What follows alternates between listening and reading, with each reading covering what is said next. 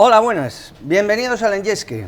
Como todas las semanas, vamos a procurar mantenerles informados de todo lo que sucede o acontece alrededor del enogastroturismo. Esa palabra que en cierta medida engloba las tres principales actividades económicas de la isla. Y como no, también vamos a dar la bienvenida a todos los oyentes de Lancelot Radio que nos sintonizan a través de la 90.2 de su dial. Hoy estamos en el Castillo de San José. Estuvimos la semana pasada en el Monumento al Campesino, hablamos con los chefs, hablamos con la gente de sala y bueno, pues hemos visto también pues cómo está el ambiente, las cosas que nos contaron, la gente está bastante comprometida, están a gusto y eso se nota. Y hoy estamos aquí en el castillo y vamos a hablar con Benjamín Perdomo, que es el consejero delegado de los CAT, y con él pues también va a ir haciendo un pequeño recorrido por lo que han sido estos 4 años de gestión y de trabajo duro en estos centros que son la imagen de Lanzarote y que tanto nos ha dejado bueno César Manrique. Y sin más, saludamos al consejero. Benjamín, muy buenas. Muy buenas, ¿qué tal? ¿Cómo estamos? Bueno, pues bienvenido. Bienvenido, gracias. Te hemos sacado del plató. Oye, qué maravilloso, no, se agradece. Y nosotros encantados. De vez en cuando hay que salir de allí porque uno se queda como apoltronado, ¿no? Ya, sí. Como lo tienes todo... Hay que salir de la caverna, hay que salir de la caverna. Sí, a todo tomada... Decía Platón. Le tienes a todo tomado un poco ya la distancia, ¿no? Y sí, entonces el cambio de mesas, el cambio de ubicación, pues también le da vida al programa. Bueno, 4 años han pasado, ¿no? Parece mentira. Y entre ellos... Una pandemia. Sí, la verdad que sí. A nosotros, yo siempre lo digo, nos ha tocado tanto a la presidenta como al Partido Socialista en Lanzarote, pues nos ha tocado la peor época. Es así de sencillo, ¿no? Yo siempre digo que hay como 2 etapas de gestión, o hay como 2 etapas que marcan la gestión del Cabildo de Lanzarote. Una es convivir con la pandemia, es decir, arrancar la legislatura, tener programadas unas determinadas estrategias, tener determinado o tener pensado un camino, y de repente llegar una pandemia, paralizar todo y cambiar absolutamente tu ritmo, cambiar lo que tenías planeado y empezar de cero en una situación totalmente anormal. Y lógica no, porque bueno, es lo que nos tocó vivir, pero es lo que tuvimos que sufrir y lidiar con ello, ¿no? Nos remangamos, no tuvimos miedo, creo que cogimos el toro por los cuernos, y lo que era una crisis, lo que era una debilidad, lo que pudo ser o aparentar ser algo que te derrumbaba, con valentía creo que pudimos hacer los cambios pertinentes para que los centros se pusieran al día, para que los centros, como digo yo, estuvieran como un reloj, no suizo, como un reloj español y canario. Canario, ¿no? Y que funcionara en su justa medida y que empezara a trabajar como trabajaba cualquier empresa privada, ¿no? Eso nos llevó a reformar los centros, a volver a que lucieran, a que hoy estamos en el castillo, el suelo del castillo, aunque parezca mentira, ¿no? ¿Dónde estamos, no? Es que ustedes realmente decidieron no acudir a los ERTEs y reorganizar, quizás aprovechar ese momento de incertidumbre general, que esta ha sido la palabra que nos ha tenido 2 años viviendo en esa incertidumbre, pues para reorganizar y para hacer muchas labores que había que hacer también de fondo en el CAT, ¿no? Efectivamente, es decir, se cogieron durante esos 4 meses que estuvimos en pandemia, que estuvimos cerrados a cal y canto, para reorganizar toda la empresa, pero ya no solo el poder limpiar, pintar, lijar, restaurar, que se hizo, ¿no? Yo siempre pongo el ejemplo, y hay vídeos de eso, es que para mí, es decir, hasta me dolía, ¿no? Porque era dolor, es decir, es que el piso del castillo, del abandono que tenía, era lleno de grasa. Es decir, tú lo ves ahora y da gusto, un piso limpio, que está cuidado, que todo el mundo tiene el mimo, que nos centramos en lo importante, que es mantener los centros en condiciones óptimas y en un buen estado de conservación. Pero ya no solo se trabajó en la línea de la conservación, se trabajó en cambiar la restauración. Cuando estábamos en pandemia, se trabajaron las cartas, se trabajaron los productos, se trabajaron la línea que teníamos que seguir. Mientras una parte de los empleados trabajaban en cuidar los centros y en volverlos al día, otra parte muy importante también trabajaba en poner las cartas al día, en poner todo en su sitio. Vamos, que todos se involucraron en todo, ¿no? Efectivamente. ¿Y qué ocurrió? Que cuando arrancamos como una empresa nueva. Entonces, por eso te decía al principio que lo que era una crisis y lo que era un supuesto derrumbe de tu planteamiento, derrumbe de lo que habías construido durante muchísimos años, o lo que había sido los centros durante muchísimos años, lo agitamos y lo convertimos en una bandera. Y yo creo que ese fue el éxito, y ha sido el éxito que hemos tenido hoy. Nos dio tiempo de sacar más de 35 pliegos a concurso, bajarle la factura a la empresa y ponernos al día en todos los sectores. Y creo que a día de hoy se nota, ¿no? Es decir, la gente de Lanzarote ha vuelto a venir. El tiempo les ha dado la razón, por decirlo de alguna manera. Sin ningún género de duda. La gente ha vuelto a venir a los centros. Somos la institución pública que más cultura hace. Pero sin duda, es decir, no hay una empresa, no hay una institución pública en esta isla que haga tanta cultura como nosotros. Es decir, pero ya no solo eso, al resto de ayuntamientos, sea del color político que sea, que por cierto, esto es una de las cosas, creo que más destacables del mandato de la presidenta, es que no le ha importado el color político. Es decir, hay que ayudar a todos los alcaldes. Es decir, si a un alcalde se le ayuda con un teatro, si a un alcalde se le ayuda con un libro, si a un alcalde se le ayuda con una exposición, al resto de ayuntamientos es igual. Y eso al final se nota en la tranquilidad y en el sosiego que ha reinado durante estos 4 años en la isla de Lanzarote. Tranquilidad y sosiego, a pesar de que otros han intentado, por activa, por pasiva, con armamento, sin armamento, intentar derrocar un gobierno, ¿no? ¿Temía alguna vez, en algún momento, pues por la vialidad de los centros? Sobre todo pensando en aquel día y en aquella época, ¿no? El decir, es que esto cuánto va a durar, qué va a pasar, porque claro, ahora ya tenemos ya muchas respuestas, pero allí en algún momento se tuvo que dudar, ¿no? Dormía poco. Dormía poco. Vamos a ver, sí es verdad que sabíamos que íbamos a tener un efecto rebote. ¿Por qué? Porque claro, es decir, tú al igual que vas viendo que no llegan turistas, que no llegan clientes, que no llegan, o los que van llegando a cuentagotas, sí es verdad que sabíamos, por otro lado, que los costes se estaban reduciendo de tal manera que cuando arrancáramos iba a ser ¿no? Como dicen que las dietas, ¿no? Cuando empiezas de golpetazo, que adelgazas mucho, pero de repente vuelves a coger kilos, ¿no?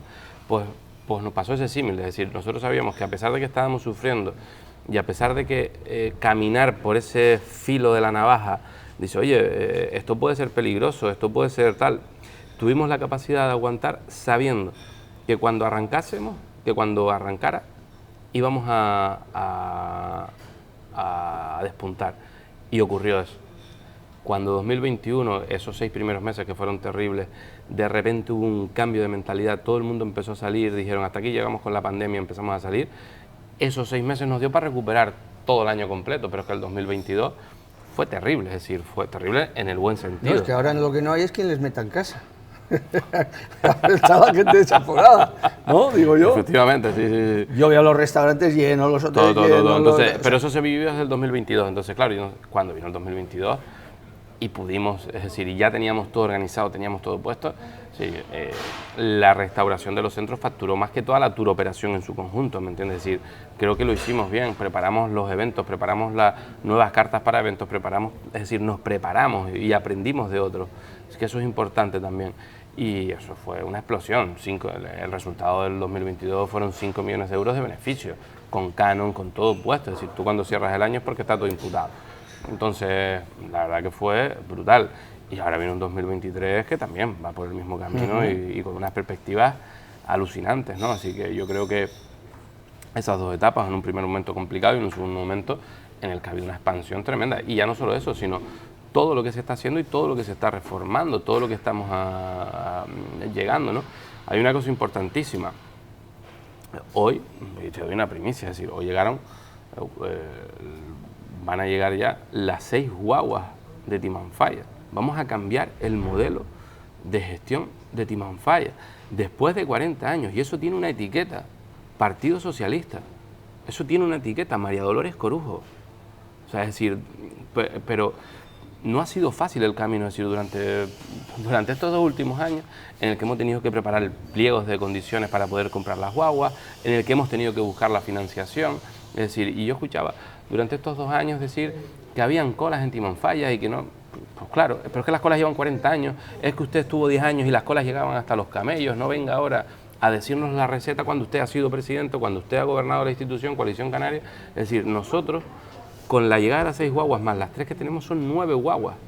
Pues vamos a poder instalar las lanzaderas, por fin, pero todo tiene un recorrido. Este verano no vas a ver colas en Timanfaya, se acabó. Y eso tiene una etiqueta y un sello. La gente llegará a un parking... La gente llegará a los 2 parkings, uno ubicado en Tinajo y otro ubicado en Yaiza, dejará su coche y saldrá en guaguas lanzaderas hacia Timanfaya. Ya no se verán esas colas. Y eso tiene un sello. O sea, que tampoco se verán, como quien dice, coches en Timanfaya. No, hombre, pasando por la carretera, evidentemente, pero ya se acabó todo eso. Entonces, eso es una auténtica ventaja para nosotros. Es decir, eso tiene un sello y eso lleva su tiempo, lleva su proceso, pero hay que trabajarlo y lo trabajamos sin descanso. Bueno, yo creo que también 2021 y 2022 sirvió para crear, bueno, pues para que haya siempre tormenta de ideas y para pensar mucho y reflexionar mucho los ratos que nos dejaban salir y los ratos que nos volvían a meter en casa. Porque bueno, así anduvimos en aquellos años un poco como el gato y el ratón. Pero sí es evidente que en esos 2 años pues se fraguó, yo creo, una conciencia, una idea de apostar por un turismo que le llaman un turismo premium, pero bueno, que al final es probablemente pues tener un turismo de más calidad a nivel general, sin necesidad de pensar en que tienen que traer, como cuando hablábamos antiguamente de ese turismo, que vienen los rusos, ¿no?, llenos de cadenas de oro y de tal y cual. No, un turismo que sabe dónde quiere gastar su dinero, que es respetuoso con el medio ambiente, en fin, que tiene otras características y otras connotaciones.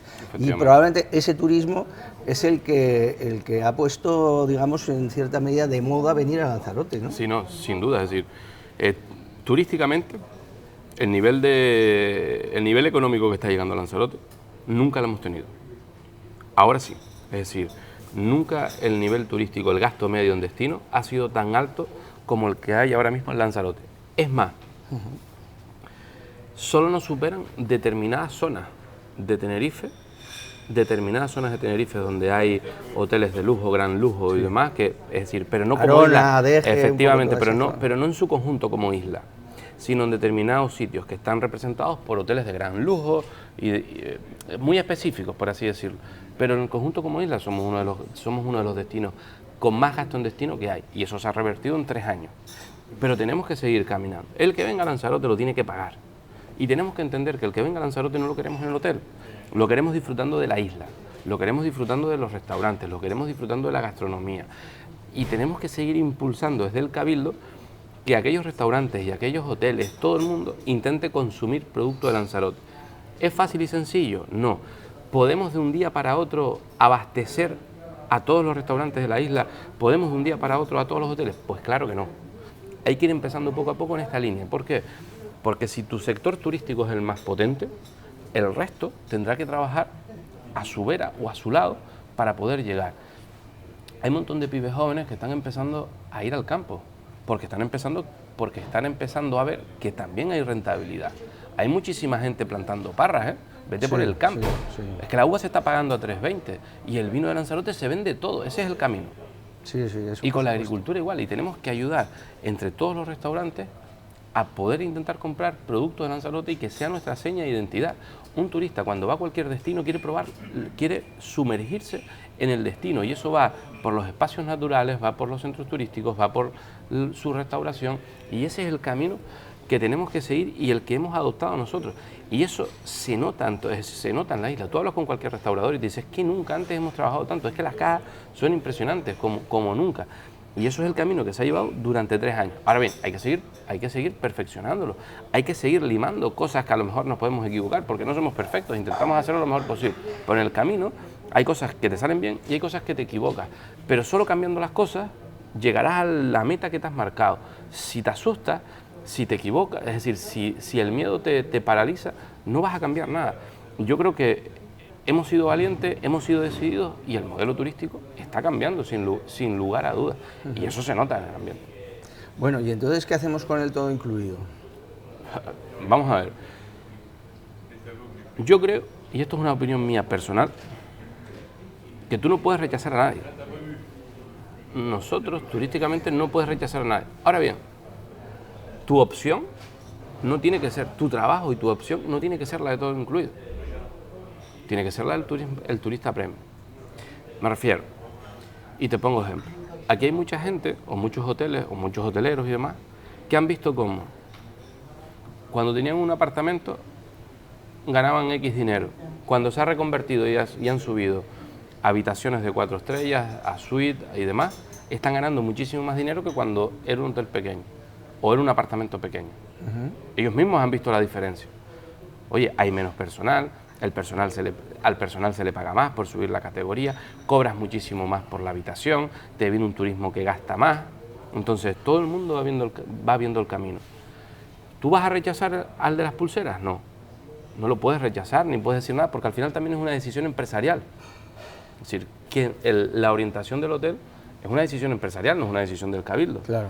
Pero tú, cabildo, que es lo que estamos haciendo, hay que hacer pedagogía para que todo el mundo entienda que tienes más beneficios, que la isla se sitúa en un punto muchísimo mejor yendo por este camino. Y creo que todo el mundo lo está entendiendo. Es decir, oye, ¿estoy en contra? No, pero si quieres coger una pulsera tienes un montón de destinos, tienes muchos más destinos para poder elegir. Eso significa, por ejemplo, que ha habido una absurdez a base de mentiras, a base de mentiras por parte de un partido. ¿Está el Partido Socialista en contra de la vivienda vacacional? No, pero hay que regularla. Hay 9.000 casas en alquiler vacacional. ¿Usted cree que podemos tener casas en zonas dormitorios o en zonas que son para dormir y para el descanso residencial, apartamentos y casas residenciales? Pues creo que no. Y hay que regularlo y hay que dar un estándar de calidad. Esa es la realidad. Ustedes, digamos, también pretenden, yo creo que hay una idea general de que lo que se pretende también es ir unidos los empresarios y las instituciones. Efectivamente, ¿no? pero es que se está demostrando y lo estamos haciendo. Que el todo incluido, obviamente, por ejemplo, pues por poner un ejemplo, pues esté en Argana o esté en Altavista, parece que no tiene mucho sentido. No, porque son zonas residenciales. Es que la gente no tiene para alquilar una casa, Fernando. Entonces eso es lo que hay. Es prioritario empezar por ahí, ¿no? Es que cuando tú le preguntas a un joven para independizarse, no puede.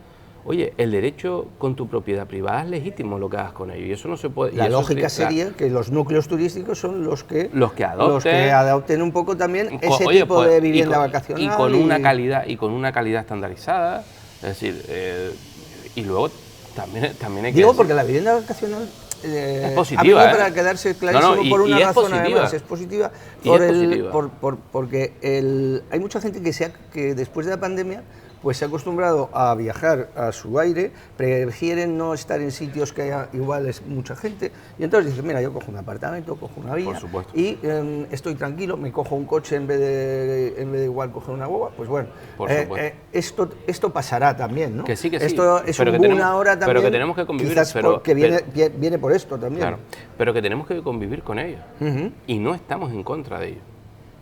Tenemos que convivir, lo que hay que establecer son criterios de calidad y zonas donde se puedan ubicar y a la par y en el mismo camino construir vivienda pública y barata para que la gente pueda acceder a las viviendas. Quizás otro problema muy grave es que no se ha construido apenas nada. Por cierto, sí, pero durante 27 años no se construyó nada. Y eso tiene una sigla. Gobierno de Canarias, Coalición Canaria, 27 años gobernando. Partido Socialista, van a ser 400 viviendas en Maneje, pero se van a proyectar hasta llegar a las 800 viviendas, Cuidado. Claro, hay que ir trabajando de la mano de que la gente tenga casa donde vivir, regular el alquiler vacacional y construir viviendas para que los jóvenes se puedan emancipar, y los jóvenes y los no tan jóvenes puedan tener acceso a la vivienda, que es impensable hoy en día con un sueldo de 1.200 euros tener una casa en alquiler, casi impensable. Sí, la verdad que esto no beneficia realmente a nadie, o sea, lo que hay es que regular, si se regulan las cosas correctamente. Como se regulan los apartamentos, como se regulan los hoteles, hay un servicio si eres 4 estrellas, hay un servicio si eres 5 estrellas, hay un servicio si eres... Lo que pasa es que quizás en el vacacional pues hay una rendija que por ahí pues parece que cabe todo. Entonces, yo creo que es un hay debate. que regular. Yo creo que, por más que a algunos le pese, yo creo que es un debate que está establecido en la sociedad, que todo el mundo está de acuerdo en que hay que regular y que todo el mundo está de acuerdo en que hay que tener unas pautas.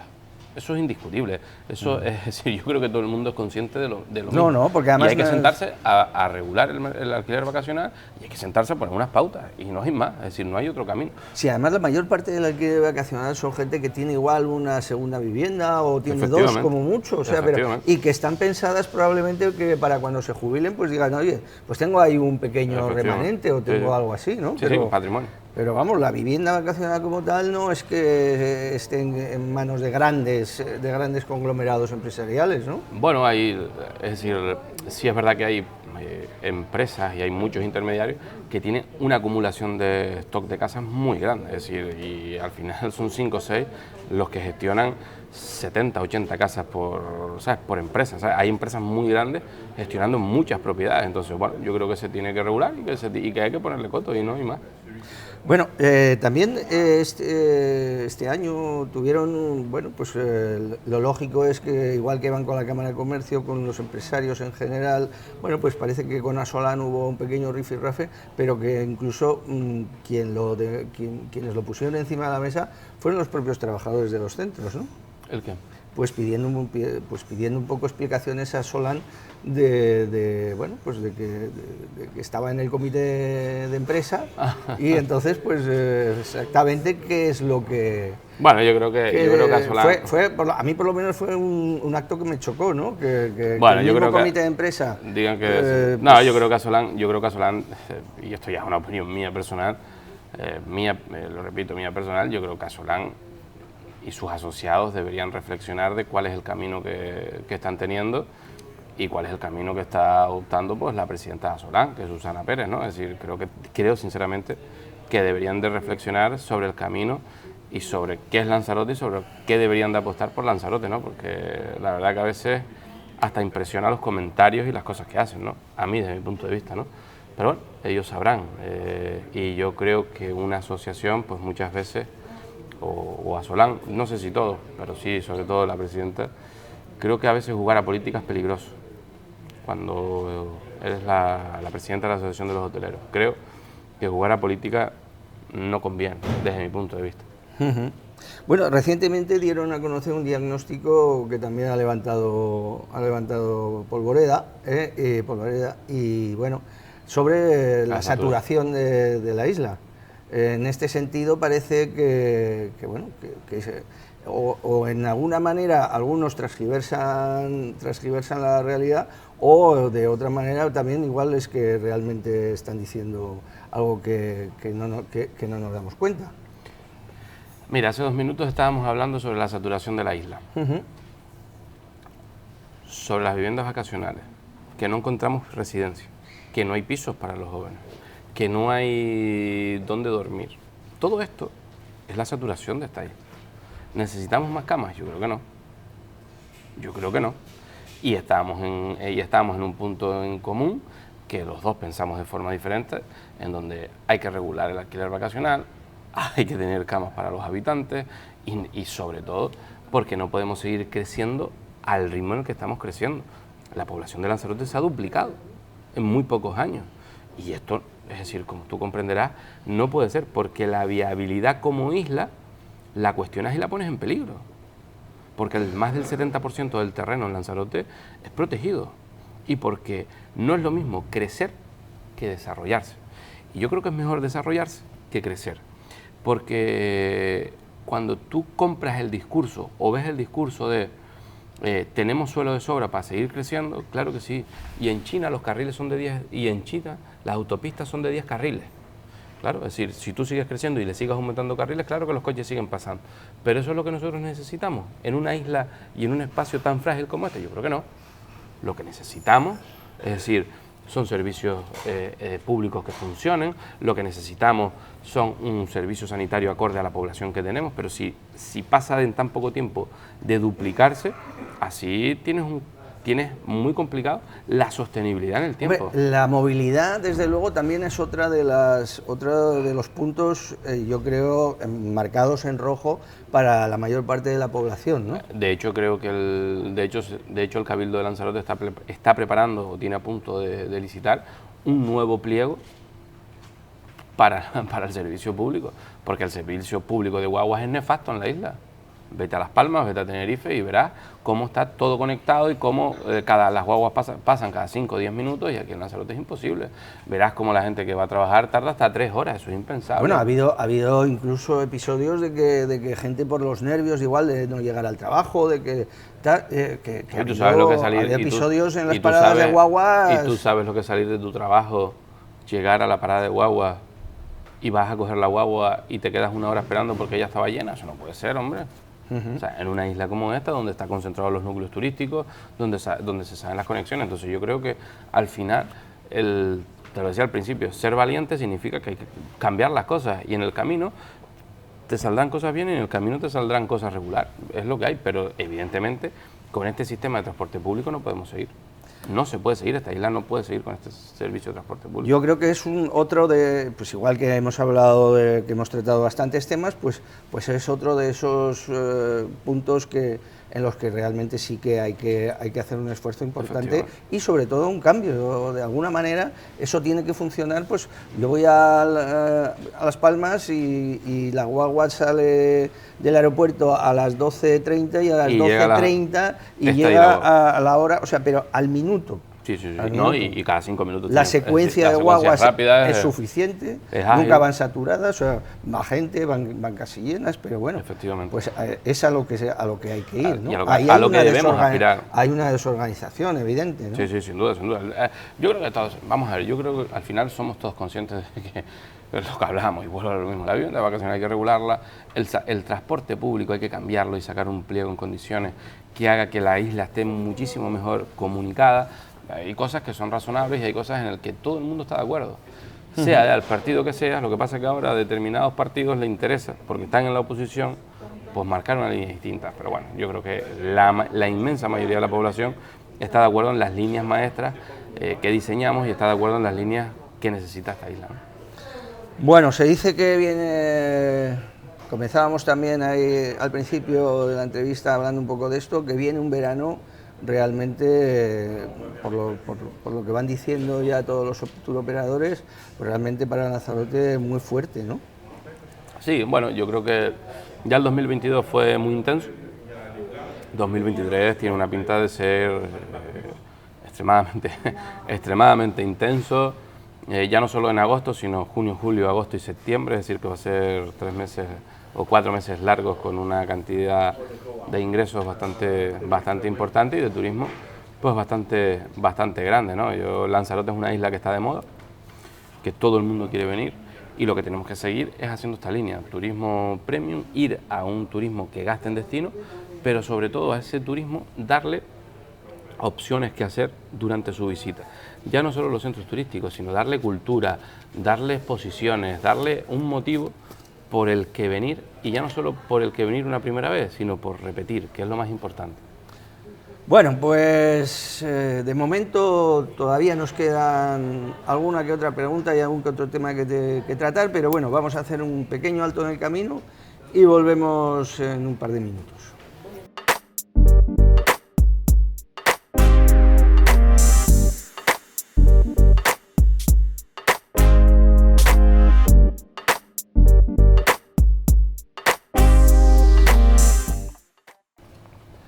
Bueno, pues continuamos con el Enyesque. Estábamos hablando con Benjamín Perdomo, hemos estado hablando esta primera parte pues sobre todo del turismo, que es una de las facetas más importantes y el motor económico, el principal motor económico que sustenta realmente la economía de Lanzarote y en general del archipiélago. Ahora vamos a hablar de gastronomía también dentro de la faceta y del turismo gastronómico, de la faceta turística también. Pero bueno, parece que los centros estos años después de la pandemia, también ese tiempo les ha valido pues para reforzar un poco y quizás también ordenar la gastronomía y apostar firmemente por la gastronomía de cada uno de los centros, ¿no? Sí, efectivamente.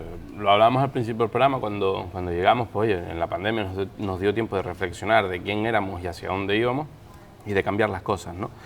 Pero sobre todo establecer quién era o qué era cada centro y que cada centro fuera totalmente diferente al resto de centros, porque si son todos iguales, pues por mal camino va. Y si encima los que estaban querían machacar la restauración y privatizarla, pues peor todavía. Entonces, ¿qué hicimos? Que cada centro fuera diferente y que cada centro tuviese su propio leitmotiv, ¿no? Su propia razón de ser y su propio camino. El Castillo se convirtió en un centro de referencia de cocina de vanguardia, de mucho producto local, porque todos se apuestan por producto local y producto kilómetro cero, en la medida en la que podemos, pero siempre apostamos por los kilómetros cero y producto de aquí de Lanzarote. El Monumento al Campesino es una referencia de cocina canaria, jardín de cactus, comida vegana, es decir, que aparte del vegano, que te puedas comer aquello que ves en el jardín. Y luego Amigos del Agua es un poco hacer referencias al mar, ¿no? Y sobre todo pues al norte, está en el norte y tiene que hacer pues esas referencias al mar. Y Timón Falla, especializado en lo que es su producto estrella, que es el pollo a la brasa, en esa brasa natural que tenemos y en ese volcán. Y claro, cuando tú concentras, reduces las cartas, porque nos encontramos cartas de 60, 70 platos por carta, las reduces a 20 platos, 10 entrantes, 3 carnes, 3 pescados, 5 o 6 postres. Y lo que haces es que todo eso se llama ordenar la oferta, ¿verdad? Exacto, sin duda. Entonces, ¿qué es lo que hace? Que si haces 10 cosas, las hagas bien. Y repitas, ¿no? Porque el éxito, y además tú lo sabes bastante bien, el éxito de una cocina o el éxito de un espacio gastronómico es repetir y calcar tu producto y hacerlo bien.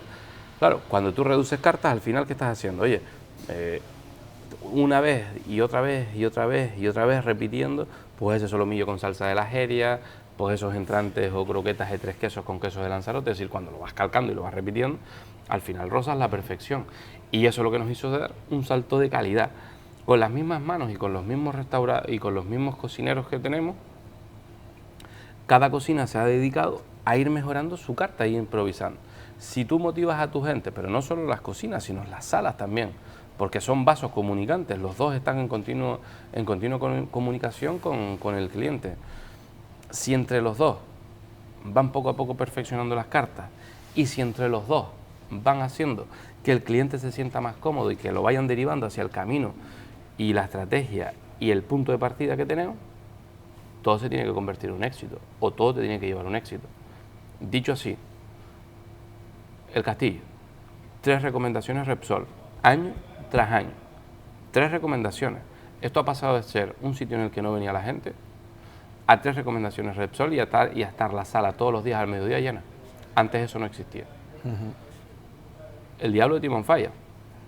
Hemos pasado de una carta extensa de vender ensaladas con salmón, que a ver qué pinta una ensalada con salmón en un espacio como este. ¿No será mejor unos tomatitos de tinajo con una cebollita me refiero, es decir, sí. Al final la gente lo que quiere es probar el producto. Pues hemos pasado de eso a ser un solete de la guía Repsol y a estar nominado por National Geographic, que salió hace 3 semanas, uno de los restaurantes más espectaculares del mundo. Toda su carta entera, no solo el pollo. Estando donde está, es que lo es. Sí, pero no solo el pollo, sino toda su carta entera. Entonces, claro, el cambio es evidente, el cambio es incontestable y la mejora en la restauración de los centros turísticos no se cuestiona, porque es palpable, es decir, no hay más. Y luego el Monumento al Campesino. Hemos ido a nuestros orígenes y todavía nos queda un recorrido muy grande, porque no estamos en ese punto en el que queremos llegar, ¿no? Oye, el Monumento al Campesino tiene que ser comida tradicional de nuestros abuelos y de nuestras abuelas. Lo que no puede ser es que durante muchos años en el Monumento al Campesino habían torrijas de pan. ¿Dónde se ha comido una torrija de pan en Lanzarote? Ese es el nacionalismo que querían. Torrijas de pan, no, las torrijas son con huevo, con calabaza, como se han hecho aquí toda la vida. y esas torrijas ya salen. Y es un plato, parece una bobería, ¿no? Pero un plato estrella, apostando por los quesos de la isla, por el vino de Lanzarote. Una de las primeras cosas que hicimos nada más llegar fue que en la carta de vinos de los CAT solo hubiera denominación de origen de Lanzarote. Usted no veía cómo se pusieron los nacionalistas, que si estaba loco, que el cliente no iba a tener opciones de Rioja y de Ribera, pero por favor, que esto es una empresa pública, que hay que apostar por nuestros vinos. Que este año a las bodegas le hemos comprado 5.000 euros en vino. No hay vino. No, pero que acuérdate que cuando empezó la vendimia, mucho antes, en el 2022 salimos diciendo que le pagábamos 5.000 euros a cada bodega que pagara la uva 3 euros y compramos a todas las bodegas toda esa cantidad de dinero, es decir, y ya no hay vino, como tú bien lo sabes. Entonces, poquito queda, pero ese es el camino, es que no hay otro, yo no entiendo otro camino, yo creo que vamos bien, creo que no hay otra manera de ver las cosas y hacer las cosas. Pero bueno, antes hablaba de que la gente joven esto sí le puede animar, porque con el campo ha habido una ruptura generacional desde hace muchísimo tiempo. O sea, generalmente la gente joven no encontraba en el campo una inspiración o algo o un interés concreto económico y personal, pues para hacer algo que lleva tanto trabajo y tanta dedicación y sufrimiento. Entonces, en ese sentido, quizás si lo mismo que ha ocurrido con los vinos, y lo mismo que ocurrió con los vinos en el momento de que también si hay que salir fuera, pues se posicionaron fuera, y ahora resulta que la gente dice, oye, es que esas malvasías volcánicas que hay en Lanzarote son maravillosas, pues bueno, ¿por qué no puede ocurrir con el campo, ¿no? Porque yo me imagino que para los centros será muy difícil el poder conseguir autoabastecerse de producto local. Claro que es complicado, es decir, lo que hay que es organizarse. Yo creo que el Cabildo y las instituciones, es decir, tienen que poner en contacto a dos sectores, el de la distribución y el del campo.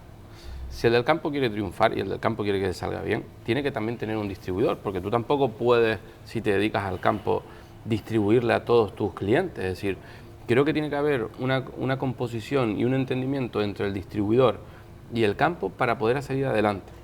Y que el distribuidor le diga al agricultor lo que se necesita en cada momento para poder llegar y suministrar a toda la isla.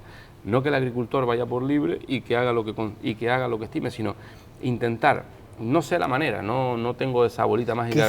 Quizás la pero manera sí ponerlos podría en ser contacto un mercado de abastos. Pues también puede ser un mercado de abastos que distribuya. Yo no sé la varita mágica, pero lo que sí tengo claro es que distribuidor y agricultor tienen que ir de la mano y entenderse. Pues para eso... Y si a eso le sumas un mercado de abastos, mejor. Claro. Pero tienen que entenderse y tienen que ponerse en contacto para poder llegar a más gente, para poder, es decir, multiplicar de forma exponencial la venta del producto local. Eso es evidente. Yo creo que tanto turista como residente estamos viviendo un momento que la gente que viaja, el turismo gastronómico en estos momentos representa un 30% del turismo general de nuestro país, de España. Y creo que hay un 86%, si no me equivoco, que en los 2 últimos años, mínimo, uno de sus viajes ha estado incentivado por un destino de turismo gastronómico. Sí. Entonces, bueno, yo creo que eso es lo que hay que tener ahora en este momento muy en cuenta, ¿no? No, claro, y además todo el mundo que planifica sus vacaciones las planifica en función de dónde come.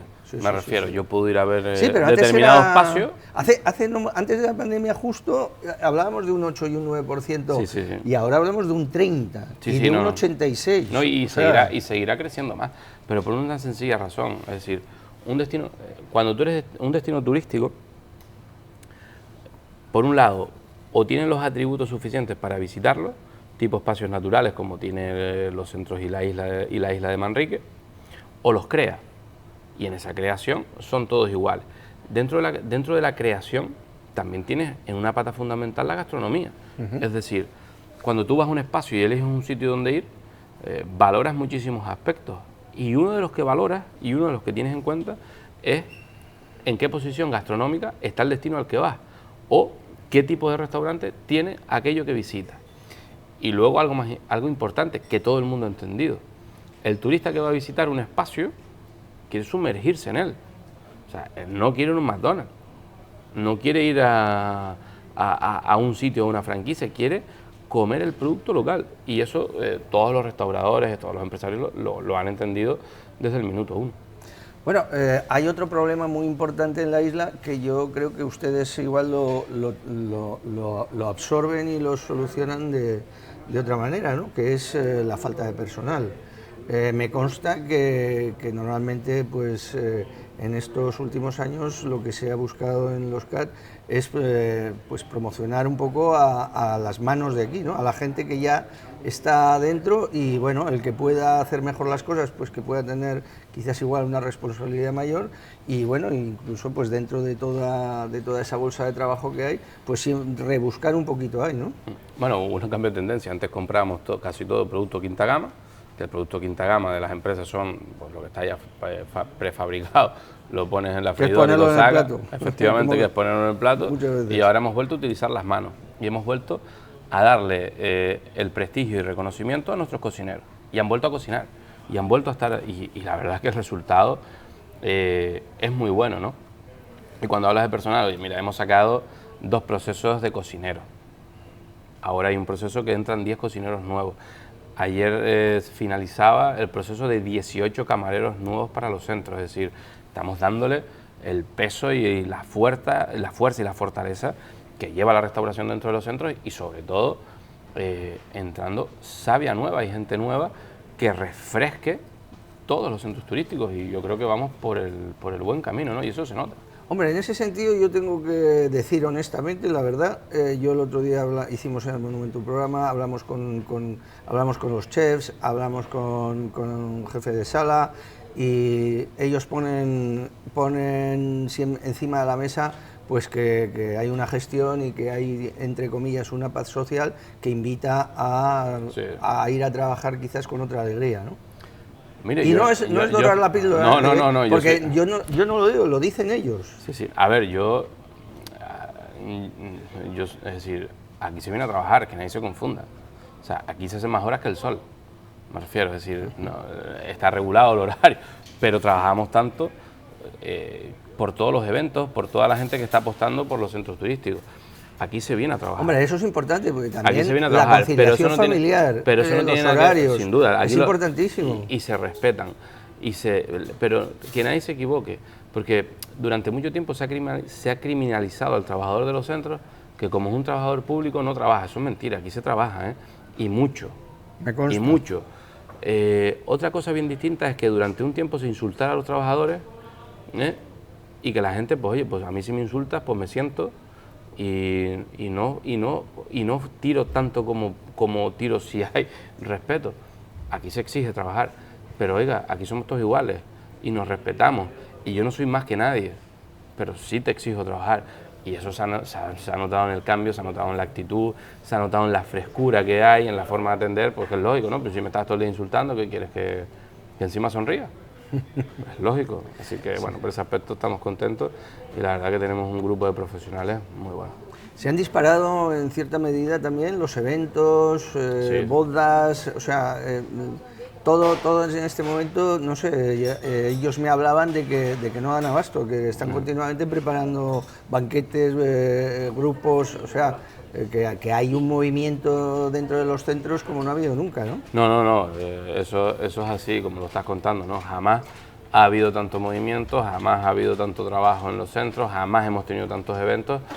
Y bueno, estamos contentos, esa es la línea, ¿no? Es decir, si hay tanto es porque al final el resultado y el cliente se va satisfecho y contento con el producto que le servimos, con lo cual, pues oye, es el trabajo de todos, desde el último escalafón hasta el más alto, ¿no? El turismo premium que hablábamos en la primera parte, yo creo que se debería hacer un esfuerzo mayor por integrarlo en, pues un poco con el sector primario. Es una manera, yo creo, de, pues claro, si van a la Jeria, pues ven aquello, claro, ese paisaje es impresionante. Ahora, ¿quién lo esculpe? ¿Quién lo hace? ¿Quién hace posible que esté así? Pues los agricultores. Los agricultores, los bodegueros, los viticultores. O sea, entonces tú ves todo aquello y justamente ese turismo que hablábamos, que quiere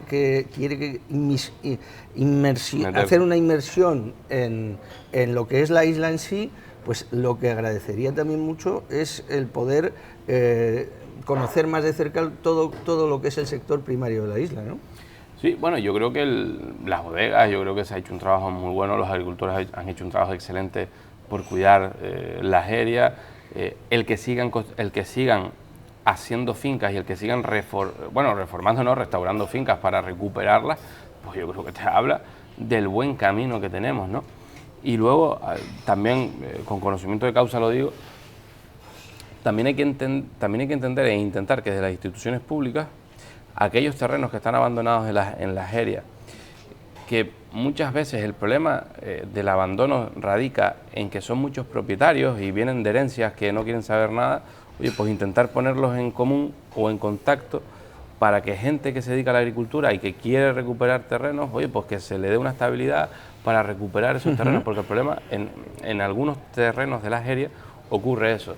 Vienen de herencias de 10 o 15 herederos que heredaron de sus abuelos y demás y que lo tienen desatendido. Entonces, si somos capaces de llegar a un acuerdo entre gente que quiera explotarlas, más gente que esté dispuesta a que le cultiven el terreno o a que estén pendientes, aquellos espacios, que son pocos, que no están atendidos, se atiendan. Bueno, quizás lo que ayudaría realmente a todo esto, a todos esos viticultores y bodegueros y toda la gente que trabaja al campo, es probablemente en este caso, de una vez por todas, ponerse de acuerdo e intentar sacar un plan especial de la jeria, porque es que las bodegas tengan depósitos fuera del solajero, yo creo que tampoco es algo que tenga una lógica y un sentido, ¿no? No, sin duda. Evidentemente hace falta una regulación. Una regulación normal, y hace pero falta claro, que tú puedas tapar todo el mundo... los depósitos, que puedas tener la bodega más visitable, más bonita, sí, bueno, el enoturismo. Sí, sin duda que hay que ponerle, sin duda que también en cuestión de planeamiento, durante muchísimo tiempo, durante muchísimos años, pues a lo mejor no se ha estado fino o no se han hecho todas las cosas yo recuerdo el plan de la jeria, años y años que todo sigue igual. Que no es nuevo, que esto es muy viejo. Yo recuerdo el plan de la jeria, cuántas veces se ha intentado aprobar y no ha contado ni con el... Bueno, te pongo un ejemplo. En la legislatura anterior se intentó sacar el plan especial de la jeria y no lo votaron ni los propios de Coalición Canaria, me refiero. Que eso también no ha sido fácil, ¿no? Y evidentemente hay que darle una seguridad jurídica a todas las bodegas. Bueno, y otro problema que tiene el sector primario importantísimo es el problema del agua también. Bueno, eso ya claro, porque además... sin agricultura, sin agua no hay agricultura.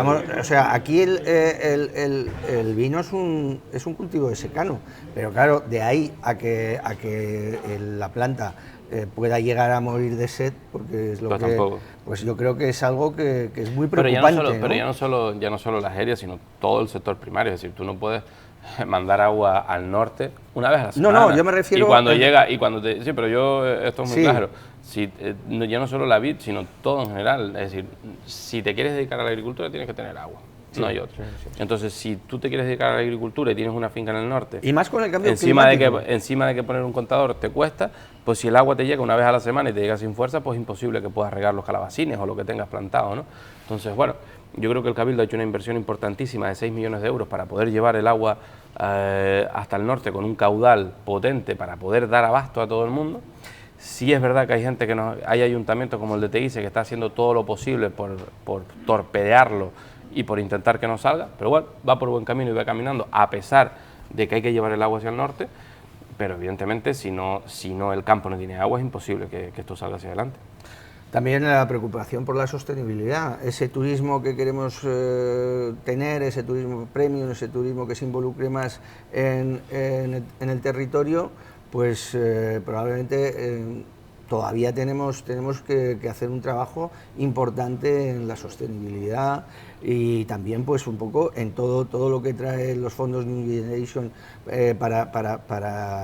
tanto para adecuar los negocios, para ponerlos informatizados, etcétera, pero también como no, pues para esas placas fotovoltaicas, en fin, estar realmente cada vez más cerca de... Había un estudio en el Cabildo que te decía que si los tejados de pues, empresas, azoteas y determinadas casas se cubrieran de placas solares, no el terreno, no la superficie, campos y demás, sino los techos de zonas industriales, los techos de las azoteas en las casas donde se pudiera, la isla sería 100% sostenible, es decir, no habría falta de energía. Ese es el camino. Yo estuve en el Hierro este fin de semana pasado, ese es el camino, no hay otro. Y ellos no hay que llenar la isla, no es como Castilla-La Mancha, Castilla-León, que están llenando todo su campo de placas solares y eso está reventando la imagen y el paisaje. Lanzarote es otra cosa, Lanzarote es otra historia. Entonces, yo creo que sí, que hay que apostar por las energías renovables. Tenemos lo que te decía, ¿no? Esos estudios que te dicen que en determinadas zonas puedes cubrir con el 100% de la electricidad de esta isla. Los parques que se están haciendo, acaba de salir el de San Bartolomé, el de Arrecife que se acaba de poner. Yo creo que el camino que se está haciendo en energías renovables es bastante potente y bastante fuerte, ¿no? Y yo creo que eso también va un poco en la idea que César, el legado que nos dejó César... Somos una isla referente en ecologismo, en protección del medio ambiente, somos referentes, pero no de ahora, sino de hace 30 años. De hace más de 30 años somos referentes en ecologismo y en conservación del espacio. Ahora muchos destinos ponen en eslogan, pero otra cosa bien distinta es que esté tan interiorizado y que se trabaje tanto como lo trabajamos nosotros. Bueno, César en 1978 fue premio mundial de ecología y turismo. Efectivamente. O sea que con eso Efectivamente. creo que está todo dicho.